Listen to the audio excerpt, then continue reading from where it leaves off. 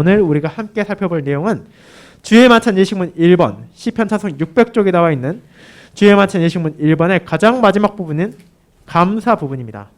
사랑하는 주 예수 그리스도 안에 있는 형제 자매님들, 하나님의 은혜로 2022년의 마지막을 향해 나아가는 우리는 다가오는 2023년의 첫날을 주일로 맞이하게 되었을 뿐 아니라 그날 주님의 식탁에 초대받는 기쁨을 누리게 되었습니다.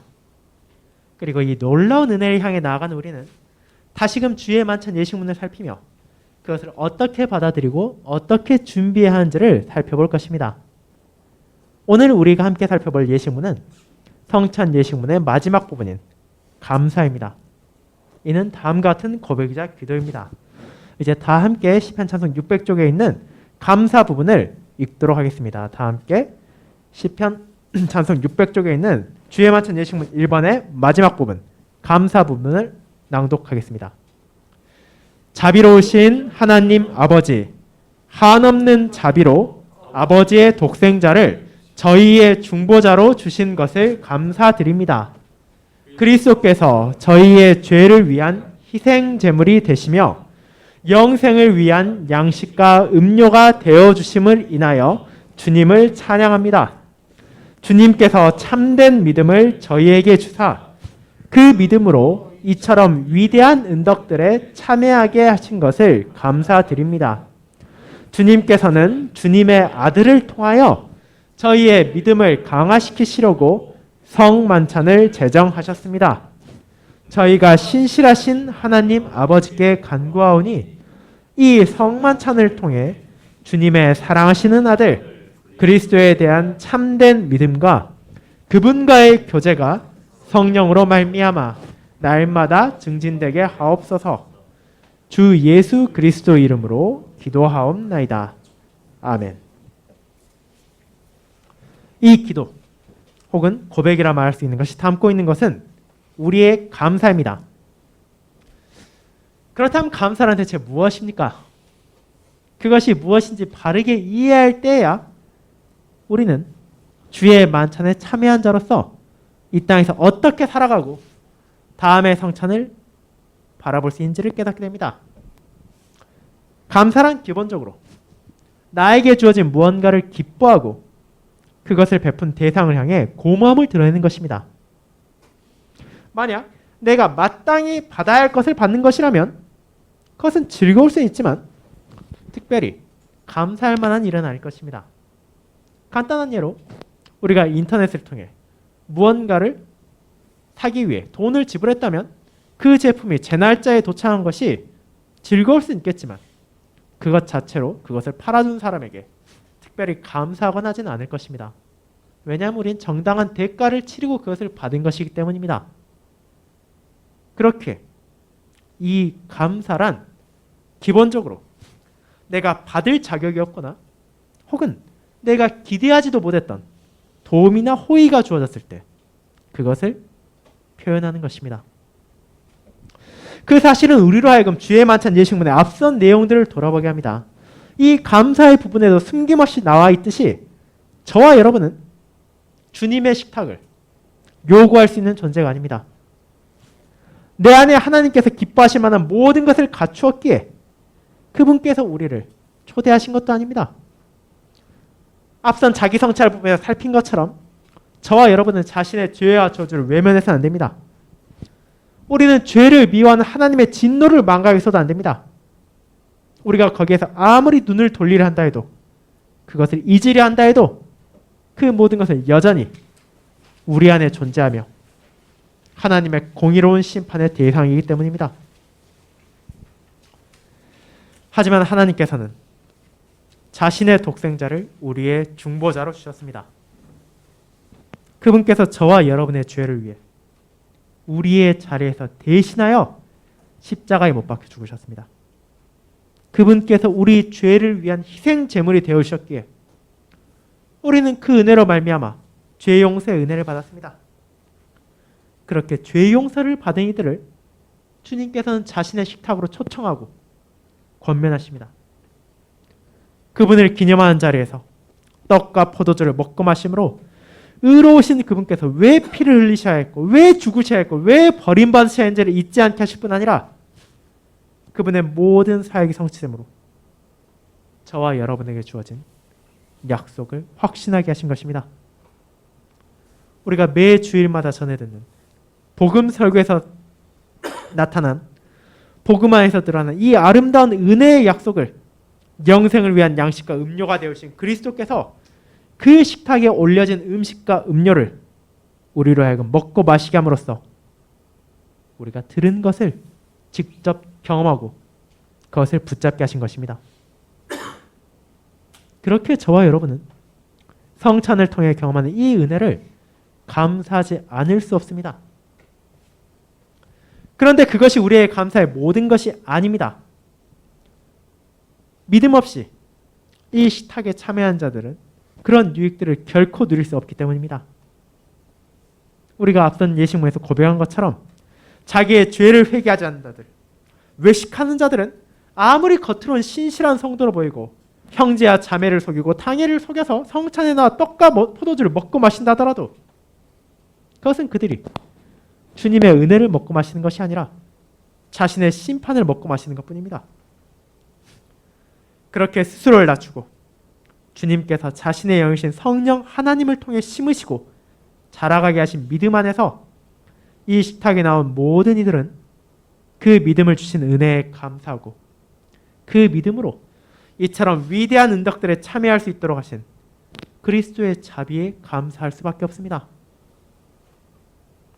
이와 같은 고백이 저와 여러분에게 무엇을 깨닫게 합니까? 분명 성찬을 준비한다는 것은 저와 여러분에게 가벼운 것이 아닙니다. 이것은 실제로 우리의 마음을 무겁게 할 뿐 아니라 걱정과 근심을 가져오기도 합니다. 믿음을 통해 자신의 부족함을 깨닫고 죄와 비참을 바르게 바라본 자는 그것이 얼마나 심각한 것인지를 알며 자기 자신이 성찬에 나아갈 어떤 자격도 없다는 것을 자기 성찬을 통해 깨닫게 되기 때문입니다. 하지만 주님의 식탁을 준비하기 시작할 때 느끼는 그런 감정들은 성찬의 의미를 돌아볼 때 점점 변화해 갑니다.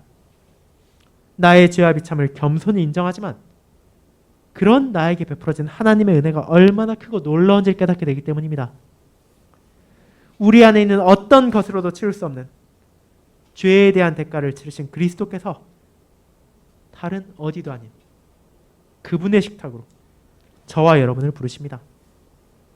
그 식탁에서 주어진 일용할 양식을 상징하는 음식과 음료를 통해 이 땅에서 살아가는 모든 성도들의 영적인 필요까지도 아낌없이 채워주실 것을 약속하셨습니다.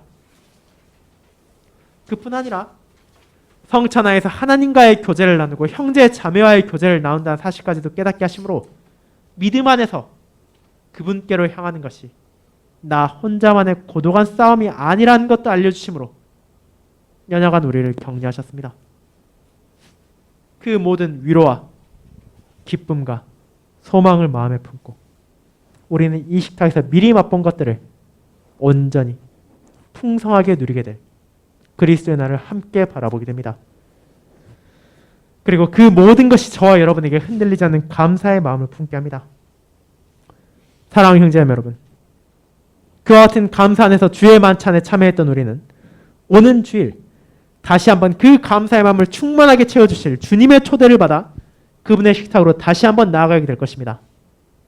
오직 은혜로 하나님께서 부족한 저와 여러분에게 이 식탁을 베푸셨고 그 식탁 안에서 주어지는 모든 것들이 나를 향한 그분의 사랑과 자비를 증거하고 있기에 우리는 그 놀라운 사랑을 베푸신 하나님께 감사하며 주님의 식탁에 다시금 참여하길 간절히 바랍니다. 그리고 저와 여러분에게 심겨진 이 아름다운 감사의 마음은 이 땅에서 살아가는 동안 하나님을 경외하며 그분의 뜻에 순종함으로 주님을 사랑하고 이웃을 사랑하는 열매를 통해 증거될 것입니다. 이와 같은 감사의 마음과 그에 따르는 열매를 맺도록 저와 여러분에게 필요한 모든 것을 베푸신 그리스도의 은혜에 감사하며 하나님을 향한 끝없는 감사와 찬양으로 거룩한 주님의 만찬을 향해 함께 나아가도록 합시다. 기도 제목드립니다.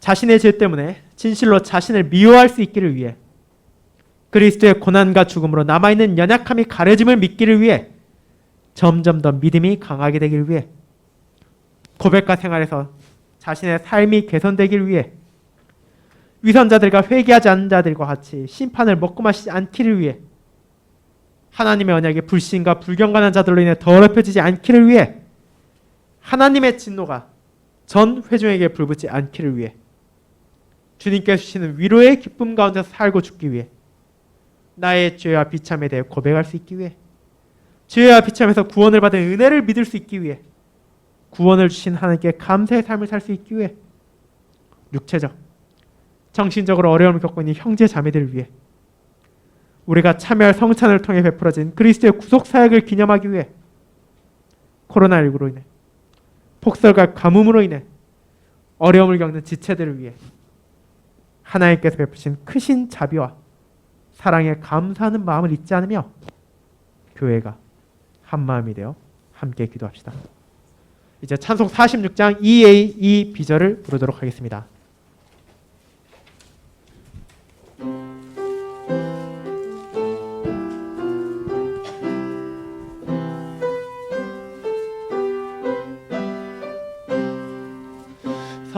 사랑으로 주님의 교회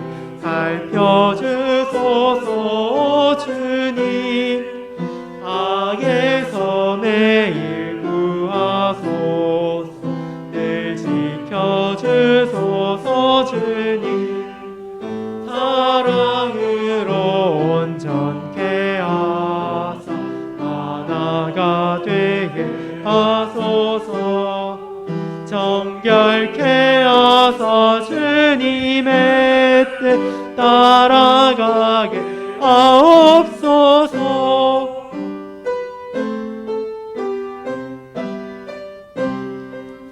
이 언덕 저 언덕 밭들 흩어진 곡식 모여서 성만찬에서 떼어진 한 덩이 떡이 됨같이 온 땅에 주님 교회들이 주님 아들이 세우신 주님의 나라의 하나로 모이게 하소서. 주님.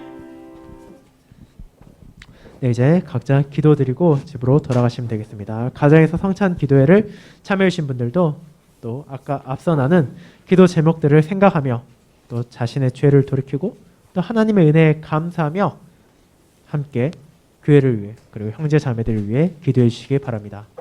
감사합니다.